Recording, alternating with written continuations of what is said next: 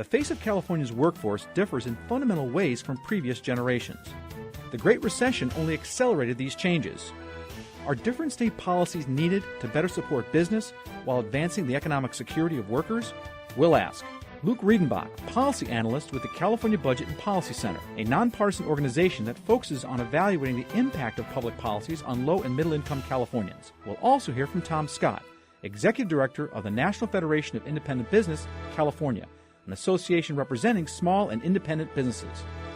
Employment conditions, post-recession, same as it ever was? Additional funding for the Maddy report made possible by a grant from The Wonderful Company, harvesting health and happiness around the world, and by Kaiser Permanente. Thrive, from the California Channel at the state capitol and the Maddy Institute. It's the Maddy Report, with Executive Director of the Maddy Institute, Mark Kepler. So what is the post-recession jobs report? Have we finally made it all the way back, or do we still have a ways to go? Our guest is Luke Reidenbach, a policy analyst with the California Budget and Policy Center. Welcome. Thank you for having me. So has California regained the number of jobs lost as a result of the Great Recession?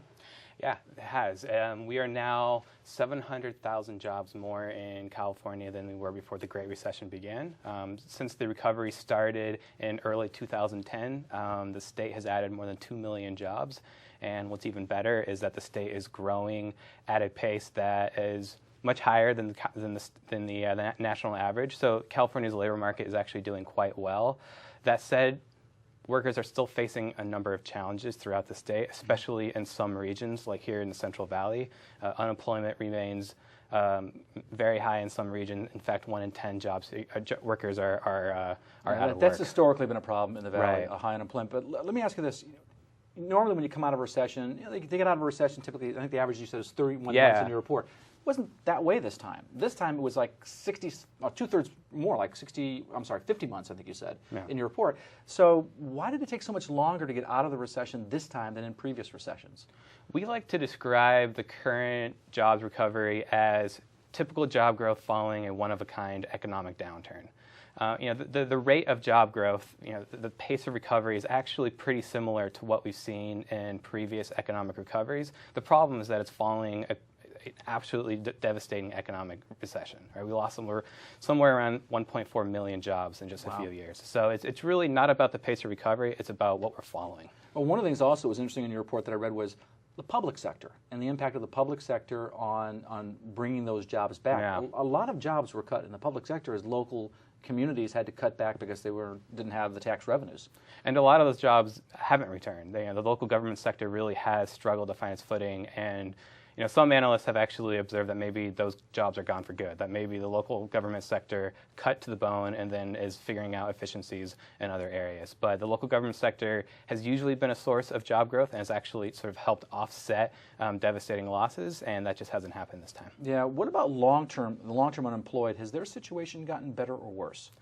Their situation's gotten better. And in fact, in this recession, one of the most defining problems was this issue of long-term unemployment. Right? Millions of people were unemployed, and a significant share of those were unemployed for long periods of time. We're talking about 6 months, a year.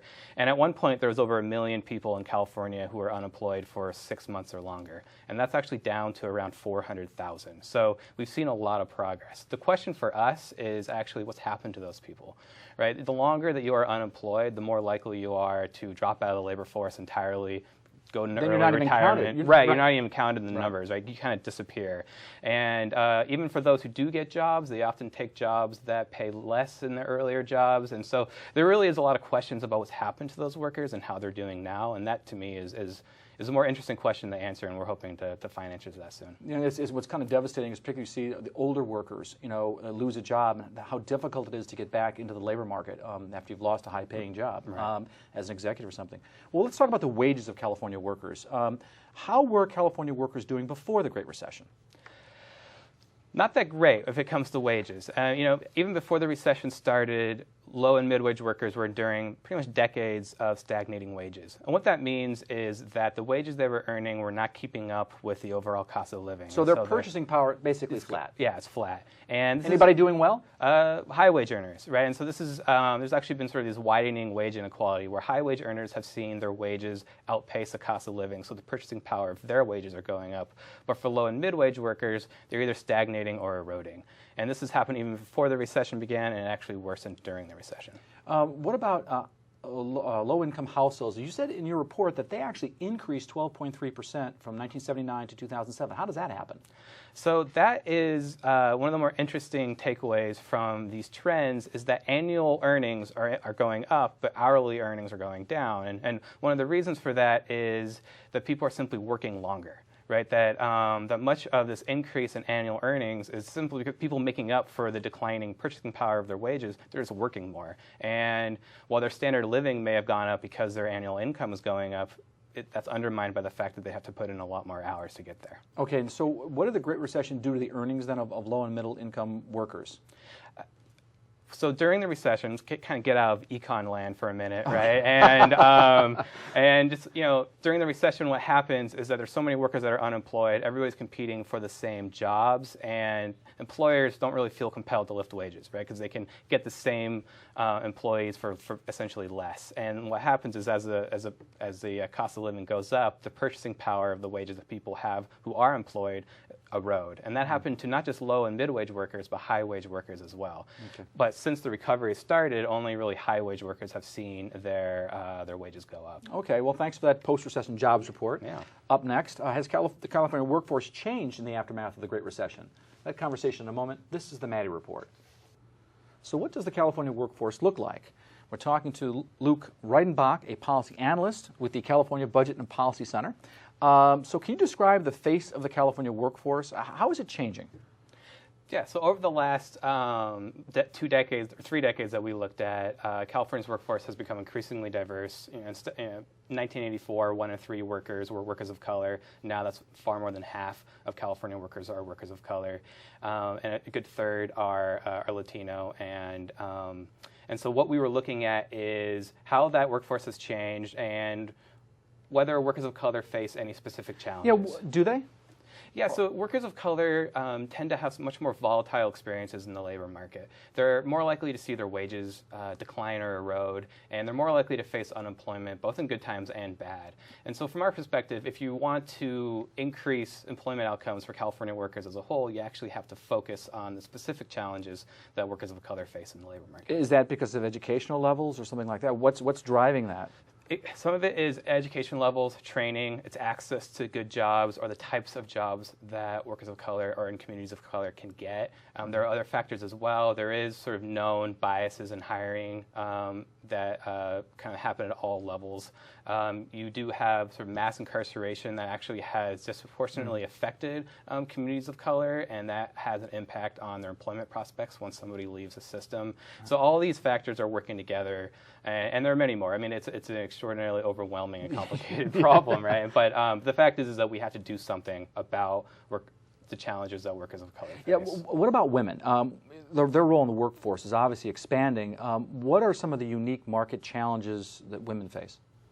So women face a number of problems in the workforce, and this is even after making significant gains over the last 50 years. It's hard to actually overstate the economic importance of women entering the workforce. They've been one of the biggest drivers of the increase in household incomes. But at the same time, they're often paid less for similar work, and this is something that recent legislation signed by Governor Brown is going to try to address. They're underrepresented in management and CEO positions, and also the rise of women in the workforce has sort of corresponded with this other challenge of families having a hard time balancing the needs of work and family, right? The share of households where all parents are working has gone up to more than half, close to 60% for families with children. Right? So now families are having to figure out how to afford childcare, how to balance some very practical, work-life considerations. Any parent would know that. Yeah, and this is not something that's really brought up in sort of the field of economics, but it really actually ends up being an economic issue because you have to think about how to make it easier for families to work, right? And how to be full-time workers. And that's child care policies and things of that nature, leave policies. Exactly. Let me transition to, we talked earlier about educational levels. How is California doing in terms of educational levels relative to other states? So the share of California workers who have at least a bachelor's degree has been steadily ticking up. This is a good sign. This is a sign of progress. We have a better educated workforce than ever before. We have lost ground to other states. Other states have sort of outpaced California in education gains, and we still fare fairly well compared to the rest of the nation, but we are losing our competitive advantage. And that possibly tuition rates have gone up in the last few years. That could play a role, but California's system is kind of unique in that if you look at around the country, more Californians use public higher education than in most other states. So they'll go to a community college or a CSU or a UC. So when those rates change, those tuition rates change, that has a big impact on Californians. Let me go to education and getting a good job. My parents always stressed, get an education, you'll have a good life because you'll get a great job. Were they right? Is education the key to economic prosperity? It is essential. It's not a guarantee of economic prosperity, but it's a key sort of ingredient for economic mobility. Right? College-educated workers get paid far more than other workers who have sort of similar qualifications, right? The same levels of experience, similar demographics, same age. If you're college-educated, you're earning up to 70% more than the other worker. And they call it the college wage premium. Yeah, and it's flattened over the past decade, but it's still very high. And if you look at these issues of wage erosion and wage growth, all these problems that are affecting low and mid-wage workers, that's actually not happening over the long term for college-educated workers. So get a college degree. It's probably a good idea. What about the flip side of that equation, the growing share of low-wage workers in California? How common is low-wage work in our state? About a quarter of workers in California are what we consider low-wage workers, and that is slightly above what it was 35 years ago. So low-wage work is actually a little bit more common than it used to be, and this is partly because we've let the minimum wage erode over time. It's less powerful than it used to be. It could be because of the type of industries, the rise of sort of the service sector and retail jobs. And so despite all these years of economic growth, we still have sort of this enduring low-wage work sector. And we were talking earlier that the wage levels of low-wage workers has pretty much been flat over time. It's one of the problems maybe here the power to negotiate higher wage increases. Exactly, and the decline of unionization is playing a role here, where workers just across the board, low and mid-wage workers, have less bargaining power, even during times that are good. And this recovery is pretty good. We have an above-average economic recovery. At the same time, low and mid-wage workers aren't seeing robust gains in their wages. Okay. More work, not really more wages. Exactly. I guess a good summary. Yeah. Well, thank you for the overview of demographics of the California workforce. So our state policies needed to help California workers. We'll get an employee perspective next. This is the Maddy Report. After the Great Depression, President Franklin Delano Roosevelt used government action to help build the middle class. 75 years later, do we need something similar to help California's struggling middle class? Our guest is Luke Reidenbach with the California Budget and Policy Center. One of the things you argue in terms of state policy, you're saying it's not kept up with the needs of the middle class, and one thing you talk about is the necessary increase in the minimum wage, that it hasn't stayed with the rate of inflation. There are some, though, on the business side that would say that if you raise the minimum wage, you're only going to encourage employers to hire fewer workers and or automate. How do you answer that? So this is a widely cited concern about raising the minimum wage. This is often brought up, but recent history has proven that these fears are mostly unfounded. So that the combined evidence that we have on the impact of the minimum wage has shown little to no effect on the employment levels of low-wage workers.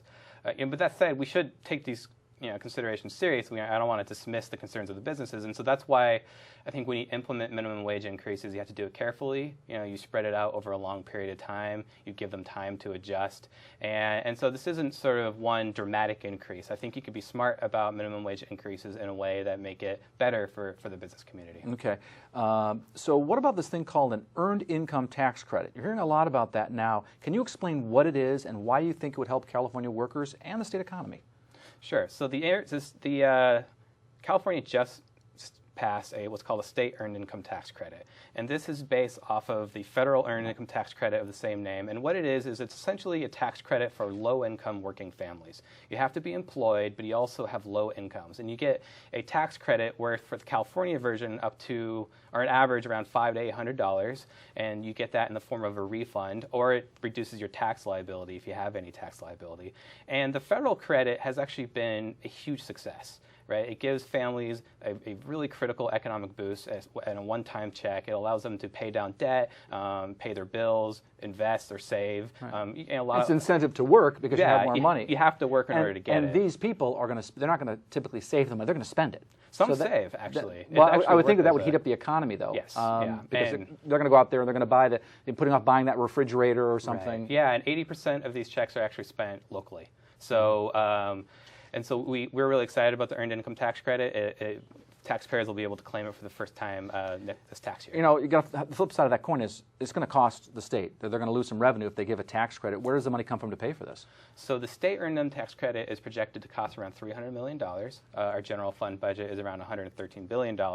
And I think it's mostly... Say that again. It's $300 million cost on a budget of... $113 billion. $113 billion. Yeah. Okay. So this is... So put it in perspective. Put it in perspective. It's going to help a lot of people. And I think it really is about priorities, right? I mean, this is sort of a drop in the bucket, but it also has the potential to huge impact on these low-income families. You know, you've been working in and around state government and analyzing it too long. When you say $300 million, and everybody does. No, it's a drop in the bucket. As soon as I said that, I was like, well, it's not a drop in the bucket. But in terms but of it is what compared we're spending, with we spend $10 billion in the state correction system, and so it really is about priorities. Yeah, 1/30 of that amount. Yeah. So another thing that you're talking about is education and skill levels. Everybody seems to say, listen, that's great because workers then can earn more money. But the devil, of course, is in the details. The question is, for example, with higher education, who's going to pay for it? Should the student be paying for it, or should the state be paying more of that cost? What about skills improvement? Should that be the worker, or should that be the employer? I mean, how do you answer those questions? So this is a good question. I think on the issue of higher education, traditionally California has prioritized higher education so the public pays for it, right? It's an investment in California's workforce. So therefore, students pay a smaller share. They pay some of it, but they don't bear the brunt of the cost. Right. That has actually shifted, right? And tuition fees have more than tripled over the last 2 decades. And so I think it's less about who should pay for what. I think it's a public investment, right? And because these things will, this will benefit our economy in the future. You know, one of the things you talked about earlier was the overrepresentation of people of color in the criminal justice system and the impact that has on their ability to get a job because there are hiring restrictions and impediments. What kinds of restrictions and impediments are you concerned about, and what would you like to see removed? So there are a range of restrictions and challenges for people who are formerly incarcerated. One, they've seen their skills and education erode over time. So, one is just making them competitive in the workforce, right? And that includes, training for specific occupations or going back to school. They also actually face a number of restrictions on what kinds of jobs they can take. And some of these make sense, but some of them are a little goofy. And I think we need to sort of rethink about limiting the kinds of jobs that those who are in the system take a closer examination of those things. One thing I want to just follow up on, we've only got about 20 seconds left in the segment, but I want to ask you about the role of unions in raising the wages of lower middle class workers. The state can't deal with private sector workers, they can only deal with public sector workers in that regard. Federal law takes care of private sector workers. So one thing that the state could do is, for example, allow in-home health care workers to unionize. That would probably result in higher wages, but also result in higher costs. Right. So isn't that just a wash? Is that really getting us ahead? I don't think it's a wash because some of these public employees are doing the kinds of jobs that I think we as Californians value highly, right? I mean, we have the same approach to teachers, right? There's that same debate of teachers, of how much teachers should get paid, but at the end of the day, we value the work that they do, and we think that as long as unions are a way to increase that value of work for them, then it's worth doing. Okay, well, I want to thank you for that perspective on state workforce policies. Up next, a business perspective on what needs to be done or not done by the state to help the middle class. That conversation in a moment. This is the Maddy Report. Unlike FDR, Ronald Reagan argued that trickle-down or supply-side economics would raise all boats and that government action would hurt, not help, the middle class. So what's the business perspective? Our guest is Tom Scott, Executive Director of the National Federation of Independent Business for California. So let's talk about minimum wage. It's usually touted as a way to help the working poor, get them out of poverty. Proponents who want to raise it say inflation has eroded the earning power of the minimum wage. And they say that in any event, if you increase the minimum wage, research shows that it really doesn't have a big effect on employment. So what are your thoughts on raising the minimum wage? Well, I mean, look, there's as much research on the other side that says that, it has a huge impact, that it does not increase job growth. Small businesses have fixed budgets, whether it's workers' comp, whether it's mortgages, all the capital costs, liquidity, inventory.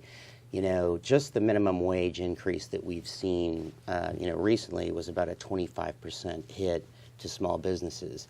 If we were to increase that to $13, let's say, I mean, that would be nearly a 63% increase on those fixed costs for a small business. I mean, I've seen some stats saying potentially a $13,000 hit per employee. So, I mean, there are definitely costs associated for the small business owner. I mean, if you have 10 employees, you're looking at potentially $130,000 that you're having to come up with. And the question becomes, can you give those costs to the customer? Are they willing to pay for that additional expense? And some industries or some services and products, they don't. They won't, some they will, I guess, so it kind of depends on the industry. What about earned income tax credit? That's another thing that people talk about, kind of helping the working poor. What are your thoughts on that? Look, earned income tax credit, definitely, I mean, I know the statistics show that it raises people out of poverty. I think 3.3% of Californians have raised out of it with it. Should it be expanded? I know there's a huge percent that do the federal. I think 70% do the federal. There was a bill in the legislature this year, AB 43. NFIB didn't support it. We don't have a huge history in that area. I think if you were going to expand it, it should include small businesses. Sure. Well, let me kind of switch gears a little bit and maybe talk about something you might agree with, maybe on the other side, and that is having a skilled workforce. It seems to benefit employers to have a skilled workforce, and increasing need for college graduates, et cetera. So what's the state's role here? I mean, should they be putting more money into higher education, vocational training, or both? Well, I mean, look, 52 to 55% of the state budget goes to education. I mean, that is a huge sum of money. And that includes K through 12 K as through well 12, as higher education. Plus higher. I mean, I think there needs to maybe be more emphasis on the vocational training, whether it's construction, mechanical, all of those various jobs, good paying jobs, but this sort of obsession with the 4-year degree, I don't know if it's paying off. It's paying off with large debt for students and not necessarily equaling jobs, but maybe more emphasis on the vocational training area. There seems to be a big need there, and a lot of that training is actually done at the community college level. So emphasizing maybe community college education. No, definitely. Another thing that was talked about in an earlier segment was ex-prisoners that served their time, and now they're out, but now they're having a hard time getting a job. Should we be doing things to make sure that people, once they pay their debts to society, can become productive members of society? Look, I have been on a Chamber of Commerce Board of Directors. I serve on the Sheriff's Advisory Committee here in Sacramento County. I also chair the Folsom Prison Advisory Committee. I mean, this is one of these issues where, when I toured Rio Consumnes Correctional Facility, I mean, the vast majority of the people that are there because they didn't have a job and they had to commit a crime. They have a son or a child, a wife. Look, we have to get these people back working. The business community has some responsibility in that. I don't think that means that there's a movement in this state to eliminate businesses' ability to check criminal backgrounds. I don't think that's the answer. But I definitely think, look, I mean, people have to be put back into work. I mean, they will not commit the crime again. So I think there is some fine line here. I've said repeatedly to the business community, we have a responsibility here. Finding that right balance. That's always the question, isn't it? It's huge. Well, I want to thank Tom Scott with the NFIB for joining us, as well as Luke Reidenbach with the California Budget and Policy Office. If you want to stay current on state and local politics, you can follow the Maddy Institute by either looking at our website page or going on Twitter and following us there, or logging onto our website at maddyinstitute.org. This is Mark Kepler for the Maddy Report. Thanks for joining us. The views expressed in the Maddy Report are those of the individuals participating in the program and do not necessarily reflect those of the California Channel or the Maddy Institute. If you'd like to share your thoughts about the points and opinions expressed on the Maddy Report, visit our website at maddyinstitute.org.